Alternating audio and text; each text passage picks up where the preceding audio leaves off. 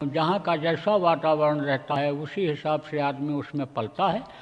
मोटे तौर से आप ये समझो कि जैसे कहीं कहीं यानी समझो कि मांसाहारी पूरा गांव का गांव है, पूरी एरिया है, शाकाहार का प्रचार ही नहीं, शाकाहार को लोग जानते ही नहीं हैं कि शाकाहार क्या चीज़ होती है। वो तो ये समझते हैं मांस ही हमारा भोजन है, अन्न के साथ है, इसको भी खाना है, कोई दोष नहीं है, जानवरों को मार देने में कोई दोष नहीं है।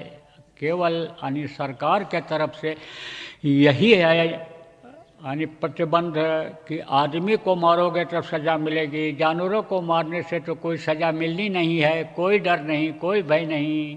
यह लोगों ने कह दिया कि ये तो आदमी के खाने के लिए बनाए गए हैं, बकरा नहीं खाओगे यानी समझो कि तो ये बहुत हो जाएंगे, इनकी परवरिश कैसे होगी, कैसे क्या होगा, तरह तरह से लोग समझाते हैं लोगों को। अब वहाँ उनका वही वातावरण बन गया।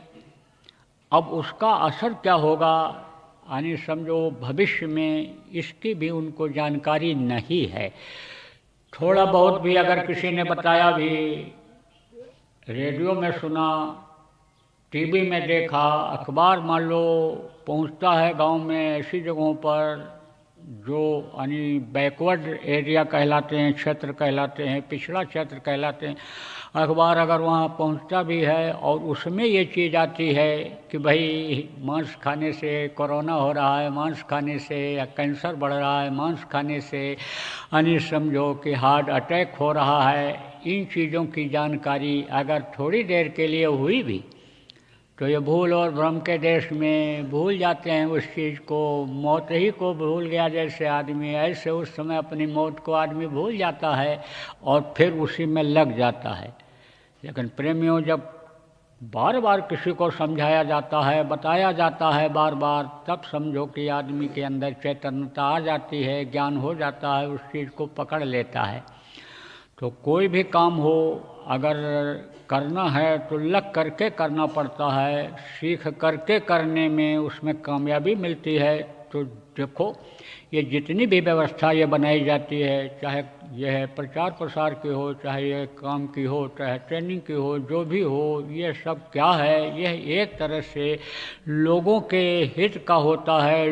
भटके हुए को रास्ता बताना यह पुण्य का काम होता है। तो जब दूसरे को बताते हो, दूसरे को खिलाते हो, दूसरे को सुख सुविधा देते हो, तो उसका लाभ मिल जाता है और वो इस परमार्थ में सहायक हो जाता है।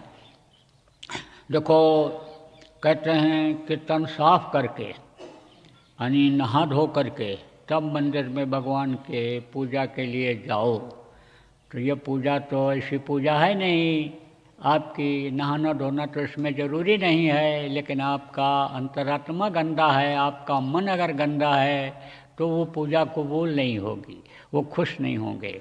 मंदिर में गंदा हो करके, गंदा लगा करके लोग क्यों नहीं जाते हैं कि नाराज़ हो जाएंगे, जिनको भगवान मानते हैं वो नाराज़ हो जाएंगे। ऐसे ही जब आप गंदे रहोगे तो वो प्रभु अंदर से गंदे रहोगे तो वो प्रभु कैसे खुश होगा। इसलिए ये जो कुछ भी काम है गोरख धंधे का, ये केवल सफाई के लिए है, लेकिन इसका ताल्लुक जो है वो पूर्ण रूप से यानी समझो जीवात्मा के उद्धार का नहीं है।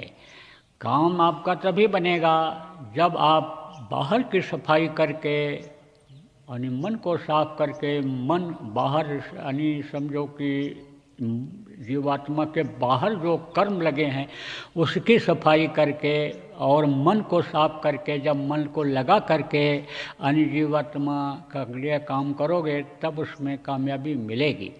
तो इस समय पर ये दोनों ज़रूरी है, तन की भी सफाई ज़रूरी है, मन की भी सफाई ज़रूरी है और अंतःकरण की भी सफाई ज़रूरी है। क्योंकि जो ये मन गंदा हो गया, गंदा काम इस शरीर से कराने लग गया, तो उसके लिए भी ये एक सत्संग सुनना ज़रूरी है, सेवा करना ज़रूरी है और जानकारी यानी कर्मों को कैसे काटा जाएगा, प्रचार प्रसार से काटा जाएगा, समझा के काटा जाएगा, लिखाई करके काटा जाएगा, लोगों का कुछ लोगों को कुछ नमकीन है, मिठाई है, रोटी है खिला करके, ध्यान आकृष्ट करके, समझा करके कर्मों को काटा जाएगा, ये भी ज़रूरी है।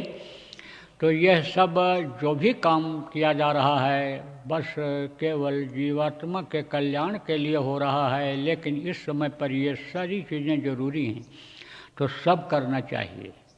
सेवा भी करनी चाहिए, भजन भी करना चाहिए,